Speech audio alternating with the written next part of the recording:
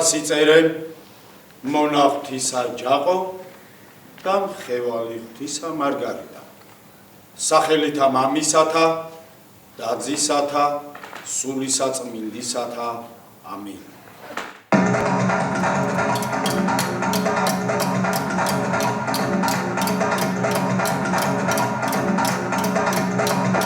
არა.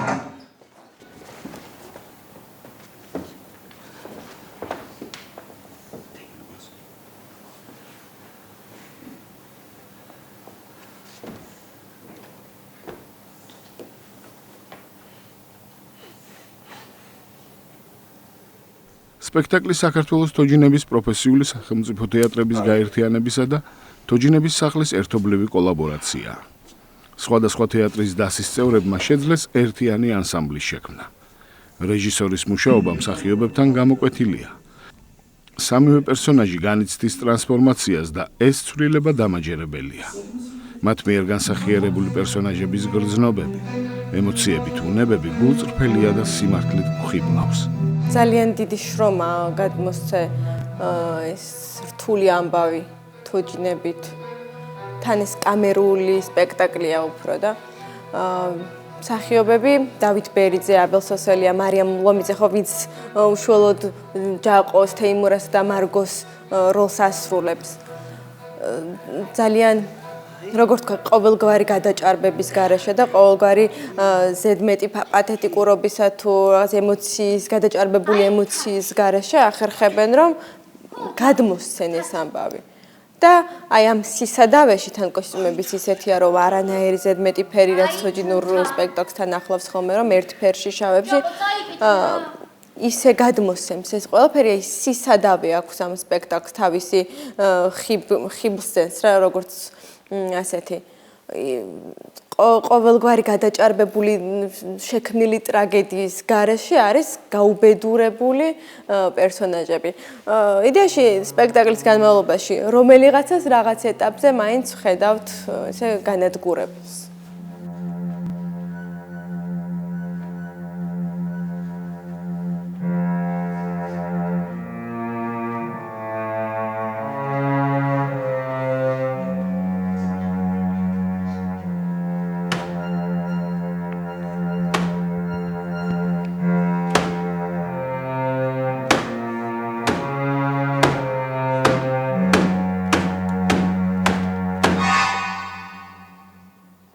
მე ვიტყოდი, რომ მაინც ეს სპექტაკლი არის ძალიან ანსამბლური, იმიტომ რომ აბსოლუტურად თითოეული მსახიობი არის ძალიან ჩართული და ერთმანეთზე ვართ დამოკიდებულები. არ აქვს მნიშვნელობა, ვინ თამაშობს ცოცხალ პლანში, ვინ არის თოჯინასთან, იმიტომ რომ რაღაცა ერთი ორგანიზმი ვართ და ერთად ვაკეთებთ ყველა საქმეს, ერთმანეთის საქმეს.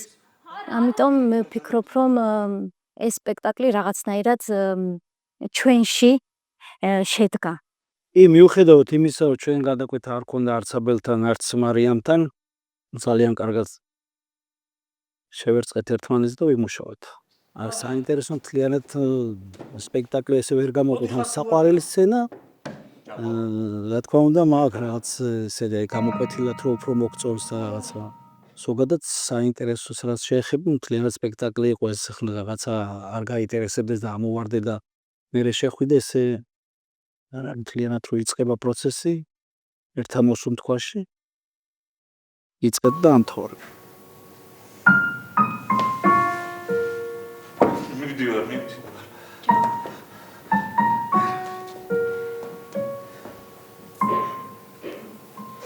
ხასი არ შეიძლება ჯაყო. ეს რა გავიკეთე? ეს რა გავიკეთე? ეს ხო ექსპერიმენტული ნამუშევარი, სცენაზე იყვნენ მსახიობები, რომლებიც თითქმის ერთმანეთს არც იცნობდნენ.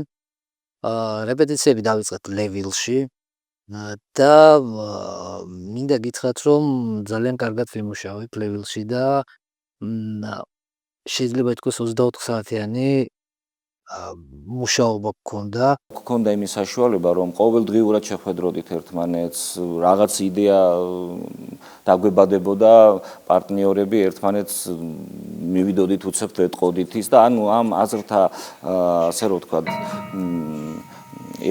აზრთა ცვლაში რაღაცები მე ჭეშმარიტი გახდა. მუშაობაში გაიცნეს მსახიობებმა ერთმანეთი და მე არ მახსოვს ერთი დღე აღმოჩენების გარეშე. ეს იყო ნამდვილად ექსპერიმენტული ნამუშევარი და სასიამოვნო პროცესი.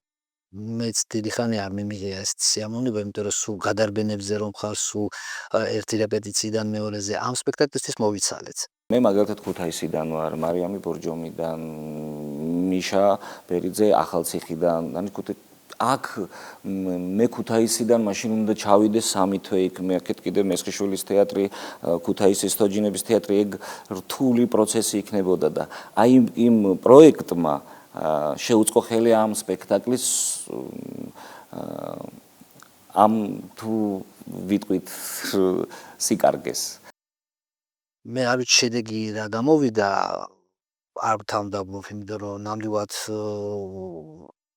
ჯერ არ არის შემდგარი სპექტაკლი, ალბათ კიდე გათამაშება ჭირდება და ალბათ მივალთ რაღაც შედეგამდე, მაგრამ პროცესი ნამდვილად იყო შემოქმედებითი და მე მინდა თვითონ მათგანს მადლობა გადაუხადო. ეს ხალხი არიან პროფესიონალები და თავი გადადეს სრული ამ სიტყვის მნიშვნელობით. ჯაყო ქლეინა მარგოს ვახლავარ სიდიციგივე. მეტისმეტად გამოცვლილ ხარ. ხო, გამოცვლილ ვარ, მაშა გასუქებულ ხარ. გავსუქებულ ვარ, მაშა ხო. ალბათ კეთილი ცხოვრება გექნება ჯაყო და იმიტომ გასუქებულ ხარ. რატო არ იძლება ჯაყოს საკეთილი ცხოვრება სიდიციგივე? რეჟისორმა რეპეტიციების პროცესში რამდენიმე უკვე დადგმულ მიზანსცენაზე თქვა უარი და ამოიღო სპექტაკლიდან. პროცესი არის ცოცხალი, იმიტომ რომ ჩვენ რამდენიმე სცენა პრემიერის გამოსვლის შემდეგაც შევცვალეთ და თეატრი არის ცოცხალი ორგანიზმი, ამიტომ ეს ჩვეულებრივი ამბავია, გადახალისებას ყოველთვის იტანს თეატრი და მიმაჩნია რომ არ არის ეს მტკივნეული. ხშირად შევხვდები არ ესეთ სიტუაციას, როდესაც ნაწვალებზე დადგმულს მსახიობს უცვლის, ძალიან ტრაგიკულად უყურებს ხოლმე ამ ყველაფერს და შენს მერე გეუხერხულება და საბოლოო შედეგი ზიანდება ამით. აქ მე ყავს პროფესიონალი არტისტები, ვისთანაც ამაზე პრობლემა არ ყოფილა და დარწმუნებული ვარ არც იქნება. ბატონ ნიკოლოსთან მუშაობა არ ვიცი ალბათ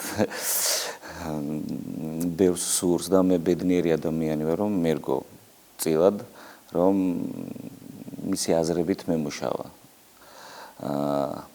ძალიან ბევრი ეპიზოდი გქონდა კი ბატონო, მაგრამ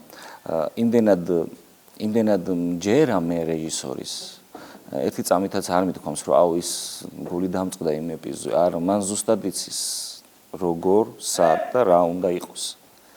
და სიმართლე გითხრა, კი ვიშრომეთ ბევრი, მაგრამ არა უშავს მე უნდა ვიშრომოთ და შრომის შემდეგ დგება შედეგი, რაღაც სპექტაკლს ავნებს, უნდა მოვიშოროთ. აუცილებელია. თუმცა არც ერთი ეპიზოდი არ იყო ისეთი, რომ ევნო სპექტაკლისთვის, მაგრამ ეხა ამ ბოლო პერიოდში ხანგრძლივობას ძალიან დიდი მნიშვნელობა აქვს და ამიტომ ის ეპიზოდები, რომლებიც თქვათ ესე გავუშვით, ვენდობით რეჟისორს და საერთოდ არც გამოგვითქვამს პროტესტი.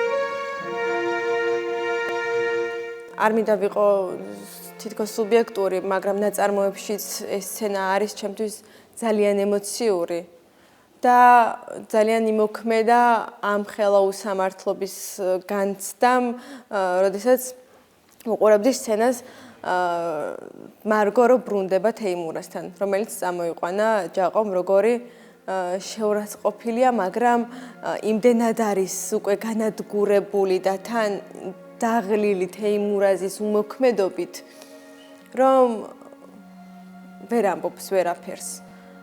და გარდა ამისა, ჯერ თეიმურაზის დამოკიდებულება, რომ კარგი რა მარგო, მოდი ჩვენ აქ დავრჩეთ, უფასოდ გვაჭმევენ, გვასმევენ და ამასობაში ცოლი იკარგება.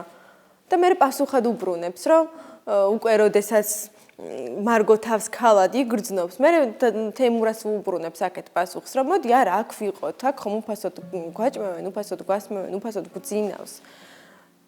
აი კითხვა ჩნდება მათ შორის, თუნდაც პერსონაჟებს შორის ერთგვარი დაჯახება, რომ ნუ თუ ცხოვრება მარტო უფასოდ, თუნდაც უფასოდ ჭამა და სმა და დაძინება და არაფერი მის მიღმა, ადამიანის ხო რაღაც ხორციელის მიღმა არის რაღაც.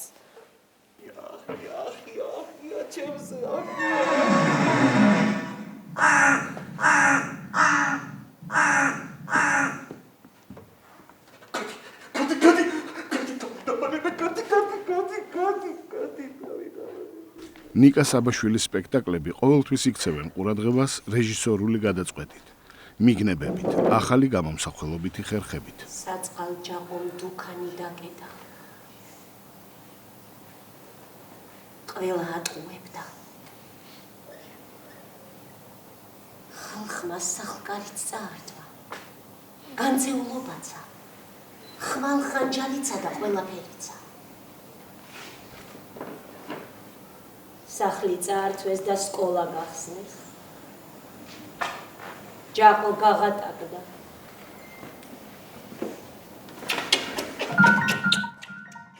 ნუ ესეც რეჟისორის გადაწყვეტაა, რომ თეიმურას ელაპარაკება ვიღაც. იმიტომ რომ ეს გვარი ხერხა დააღვიქვი და რეჟისორის გადაწყვეტად, რომ მაყურებლამდე უნდა მივიდეს, რომ რაღაც არსებობს ხმა, რომელიც ესაუბრება თეიმურას, რომელიც შეიძლება ის მომენტი იყოს, რომ თუნდაც ფიქრებში არის არეული.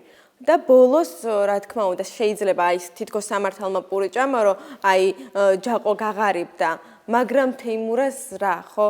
თეიმურაზმა მიიღო ეს ყველაფერი თავისი დაუდევრობით და თავისი თითქოს გაუფეხქვეშ გაუწვა შეგნებულად, რომ ჯაყოს გაეთელა. მაგრამ აი თეიმურაზი ბოლოს როგორც გაჩაჩანაკებული, მე ვხედავ, რომ ის არის სინანულში, მაგრამ ამ ყველაფერს უკვე ვეღარ შველის. რეჟისორის ეს გადაწყვეტა მე ამგვარად აღვიქვი, რომ ბედისწერა კი შემოდის, ბედისწერას ხვდება თეიმურაზი, მაგრამ არ აქვს მასთან ძალა.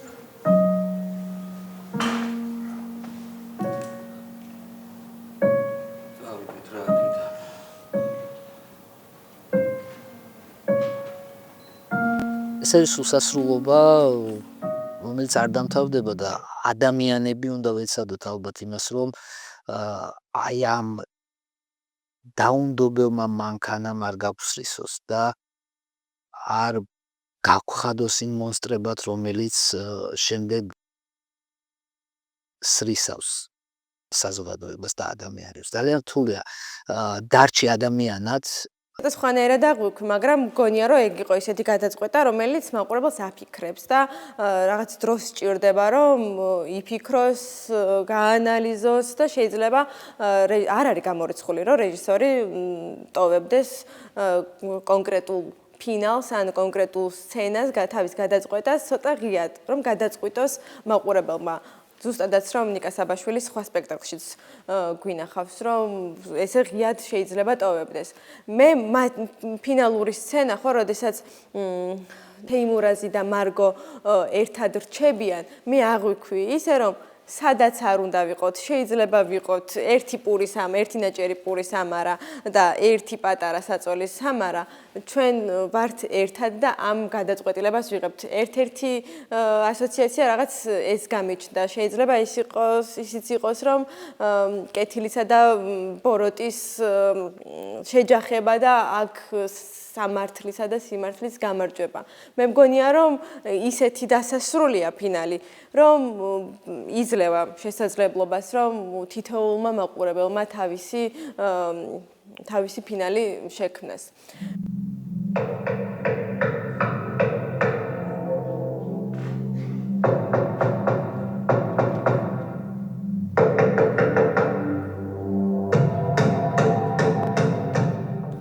სპექტაკლი იწყება და მთავრდება ძლიერი კაკუნით. თითქოს ვიღაცა კარის შემომტვრევას ლამობს.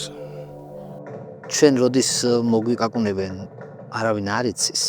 ეს არის ალბათ გაფრთხილება, რომ ყოველი დღე დაიწყოს სტუმრის მოლოდინში. რა გესტუმრებმა კაცმა არის.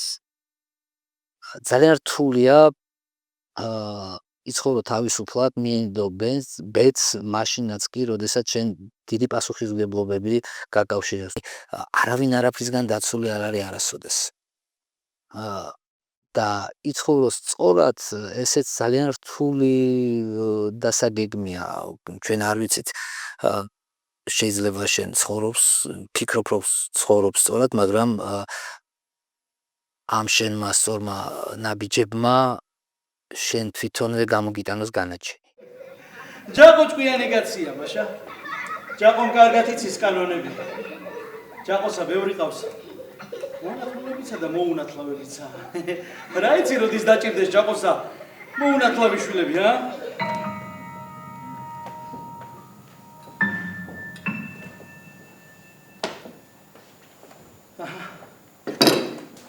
ჭამე. თუ დააკვირდებით, ყველა პერსონაჟი ცდილობს თავი გადაირჩინოს. ვიღაცას მომხეჭველობა უნდა, ვიღაცას უნდა რომ უბრალოდ კარგად იყოს, ვიღაცას კი არიან ეს ადამიანები ერთი შეხედვით საზიზღარ მოცემულობაში და თვითონაც საზიზღრად იქცევიან, მაგრამ მეორე კუთხით რომ შევხედოთ, გებრალებიან და შენ შეგიძლია რომ მათზე გააკეთო ანალიზი, რომ ესენი არიან საბრალო ადამიანები. ისინი იმყოფებიან იმ მოცემულობაში, რომ თავი გადაერჩინონ და მაქსიმალურად თავის გადარჩენას ცდილობენ ერთმანეთის ჩაძევით. როგორც ხდება ჩვენ ცხოვრებაში სამწუხაროდ და ჯავახიშვილი იმიტომ გენიალური ავტორი, რომ კარგად ხატავს ის ადამიანის ბუნებას. როგორ შეიძლება გადაიქცეს ხეცად ადამიანი. და ეს თან ბრუნავს, ეს არ იცვლება.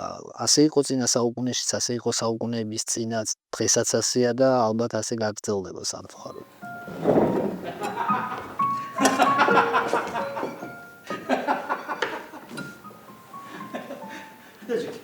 დაჭიქი მიეს, დაჭიქი.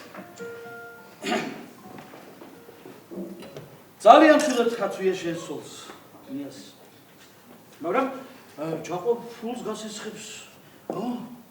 ჯაყო ფულს გასესხებს. შენ მარგოს ჩააცვევ. მაშა? ეს შენი სერცხვილია, კნიას, შენი.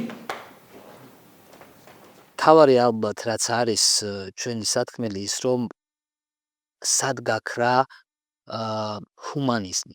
სად არის ცხოველისა და ადამიანის განსხვავება მაშინ, როდესაც შენ ხდები მტაცებელი. რამდენად რთულია საკუთარი თავი აკონტროლო და დღევანდელ დღეს რომ გადავხედოთ და ეს ნაწარმოები ყოველთვის აქტუალურია, იმიტომ რომ სამწუხაროდ ადამიანი არ იცვლება.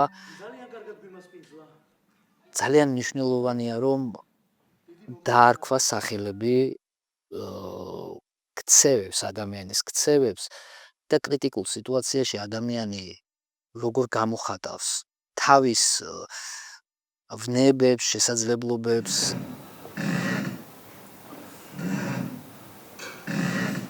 ამ შერწყმენას. არ შეგარჩენ ჯაყო. ვის არ შეარჩენ? ხოლმე ჯაყო ვის არ შეარჩენ? დედას გიტყვი ჯაყო ჯაყოს არშია ჯაყოს დედას გიტყვი ყოლივი დაკლავე დედას გიტყვი ჯაყო და როდესაც დაფიქრდები მიხვდები რომ თავარი გზა არის სიყვარული თავარი გზა არის რომ გიყვარდეს ადამიანი თუ გინდა რომ აი ამ წუმპეში აი ამ ტალახში გაიაროს სუფთაც უნდა იყო ადამიანი ეს სათქმელად ძალიან ადვილია მაგრამ ცხოვრება ძალიან ბევრ სიურპრიზებს გვთავაზობს და რთულია გაიარო სუფთად ამ ბინძურ ადგილას თუმცა იმ სიბინძურეშიც არის ნათელი წერტილი სისუფთავე რომელიც იმედად ვრჩება რომ ჩვენ შეგვიძლია დავჭეთ ადამიანებაც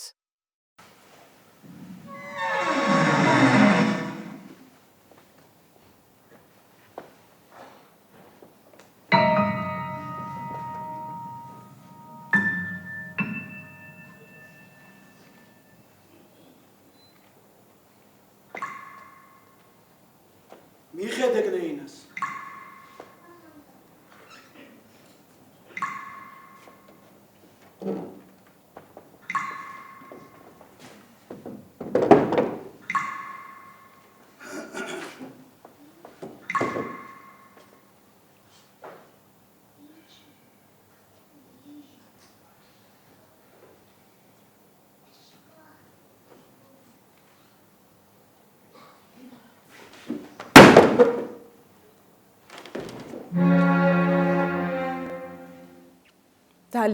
ძალიან ემოციური სპექტაკლია. დამძიმებული გამოვედი ამ სპექტაკლიდან. და მგონია რომ ამ ყველაფრის მერე ეს მექნება ყოველთვის ძალიან დიდ მაგალითად, რომ თოჯინებით გადმოცემული თოჯინური სპექტაკლები არის ძალიან საინტერესო ზრდასრულებისთვის. არ ვიცი რა საერთო სურათი შეიძლება შექმნილიყო რომ ეს მენახა თოჯინების გარეშე. მაგრამ აქ ძალიან ერთგვარი სინთეზი იყო, შერწყმული იყო ერთმანეთში ყველაფერი. მგონია რომ ცოტა დრო რო გავა და კიდევ უფრო მეც ვიფიქრებ, ეგეთი სპექტაკლია, რომ სხვადასხვა აღმოჩენებს გავაკეთებ და იმედია ასეც იქნება. ყოველ შემთხვევაში ამ სპექტაკლს მგონია რომ განსაკუთრებულად ეტყობა რეჟისორის ხელწერა, რომელიც მე ძალიან მომწონს და სულ ინტერესით ვარ ხოლმე, სულ ველოდები, რას გააკეთებს თავის კამერული თეატრისკენ აქვს ალბათ უფრო ხედვა. რაც რა ვიცი, მგონია რომ ჩანს სპექტაკლებში.